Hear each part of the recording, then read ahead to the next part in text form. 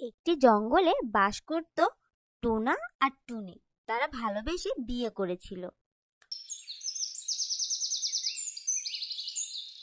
টুনির বাবার বাড়ি ছিল খুবই বড়লোক। টুনির বাবা আর ভাইরা তাদের ভালোবাসার সম্পর্ক মেনে নিতে পারেনি, তাই টুনি টোনাকে পালিয়ে গিয়ে বিয়ে করেছে। তাদের দুটি ছানাও হয়েছে। তারা সুখে শান্তিতে বসবাস করতেছিল।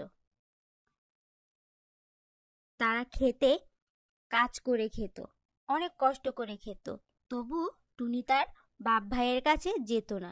এদিকে টুনির বাপ ভাই তো বড় মাস্তান ছিল। তারা সবাইকে বিনা দোষে অত্যাচার করত, কষ্ট দিত, তাই টুনি তাদের কাছে যেত না।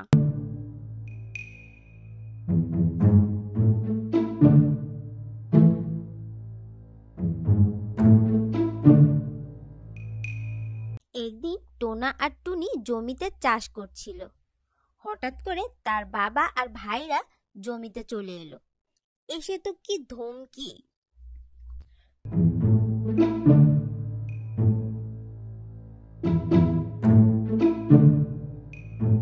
টোনাকে বিভিন্ন রকম বাজে বাজে কথা শোনাতে লাগলো। বলল ও নাকি তার কাছ থেকে অনেক টাকা নিয়েছে। এরকম মিথ্যা অপবাদ দিয়ে টোনার কাছ থেকে টোনার জমিটি নিয়ে নিল। কিন্তু টুনি নিতে দিল না। টুনি বলল, আমাকে কিছুদিন সময় দাও তোমরা, আমি তোমাদের টাকা শোধ করে দেব। কিন্তু টোনা বলছিল সে তো কোনো টাকাই নেয়নি। কিন্তু তারা বাবা আর ভাইরা মিলে অনেক মিথ্যা কথা বলে টোনাকে গালমন্দ করতে লাগলো। গালমন্দ করে তারা বাড়ি চলে গেল।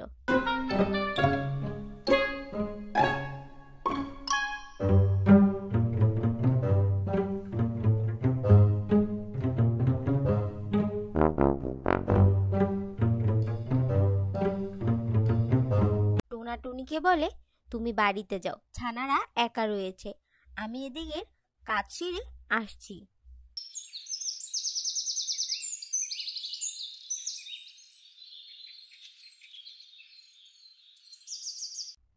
দুর্ভাগ্যবশত তার বাবা আর ভাইরা তাকে মেরে ফেলল। কেউ জানতেও পারল না।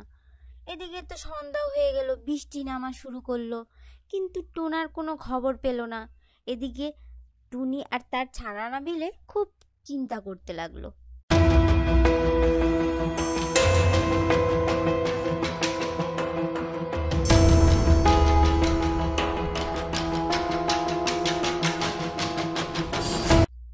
হঠাৎ করে পায়রা চলে এলো। এসে টুনিকে বলল, তোমার টোনা মাঠে পড়ে আছে, মনে হয় আর বেঁচে নেই। এসব কথা শুনে ছানারা আর টুনি খুব কান্না করতে লাগলো আর বলতে লাগলো, এ কি হয়ে গেল? টোনা মারা যাওয়ার পরে টুনি আর তার ছানাদের খুবই কষ্ট হতে লাগলো।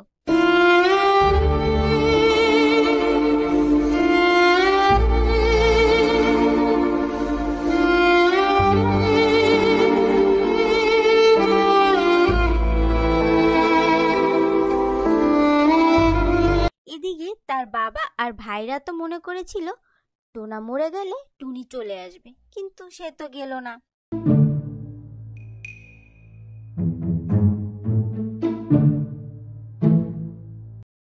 ওদিক থেকে তার ছানাদের খুব খিদে পেয়েছে।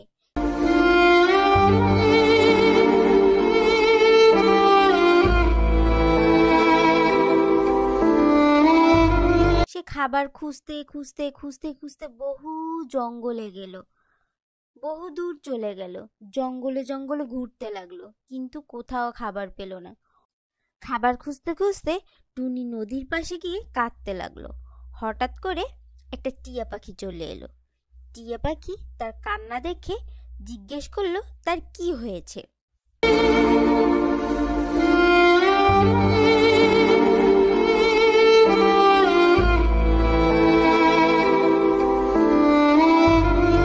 তারপর টুনি তাকে সব খুলে বলল। তারপর টিয়া পাখিটা বলল, আমার কাছে কিছু চারা গাছ আছে। এই চারা গাছ নিয়ে তুমি তোমার জমিতে রোপণ করো, দেখবে অনেক তাল হবে, আর সেগুলো বিক্রি করে তুমি তোমার ছানাদের খাবার দিতে পারবে।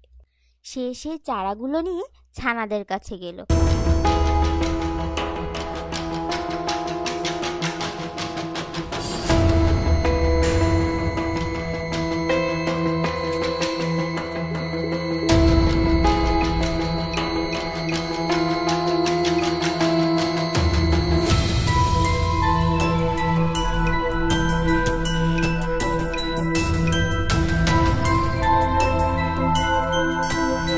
আর ছানাদের বলল এগুলো সে রোপণ করবে, কিন্তু তার আগে তার বাবা আর ভাইকে কিছু কথা শুনিয়ে আসবে। সে তার ছানাকে নিয়ে তার বাপ ভাইয়ের কাছে গেল।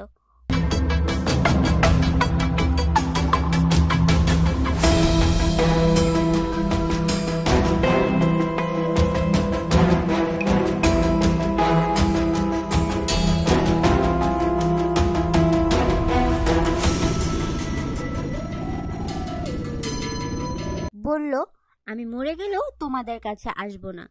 তোমরা আমার টোনাকে মেরে ফেলেছ। আর কেউ না জানুক না বুঝুক, আমি সব জানি, আমি সব বুঝি। তাই তোমাকে আমাদের কথা চিন্তা করতে হবে না, আমরা আমাদের মতন থাকবো, আর তোমার টাকা আমি ঠিকই ফিরিয়ে দিব। এই বলে টুনি সেখান থেকে তার ছানাদের নিয়ে চলে যায়।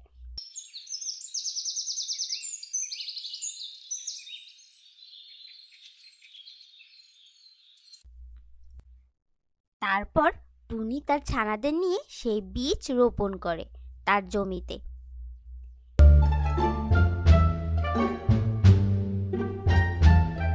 এভাবেই দিনের পর দিন চলে যায়।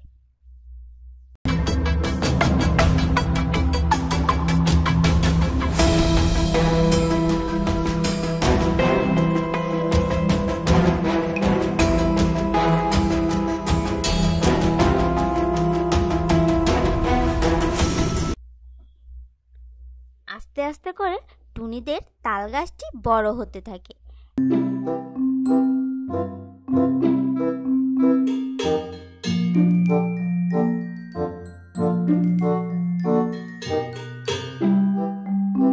এক সময় সেই তাল গাছে অনেক তাল ধরতে থাকে। সেই তাল টুনি বাজারে বিক্রি করতে নিয়ে যায়।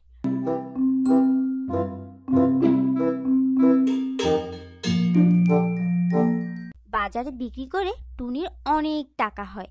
সেই টাকা দিয়ে টুনি তার বাচ্চাদের জন্য খাবার কিনে, আর তার বাপ আর ভাইয়েরকে সেই টাকা ফিরিয়ে দিতে গেল।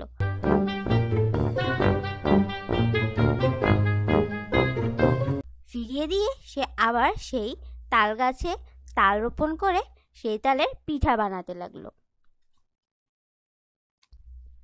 তালের পিঠা খেয়ে তো তার ছানারা খুব খুশি, খুব মজা হয়েছে বলে তার মাকে বলল তালের যেন পিঠা বানিয়ে বিক্রি করে।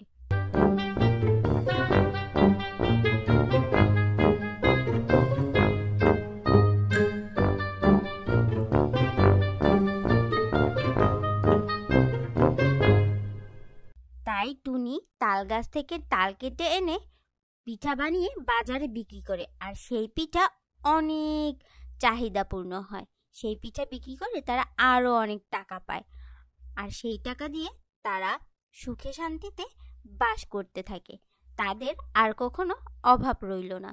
তারা সুখে শান্তিতে বাস করতে লাগলো, টুনি আর তার ছানারা।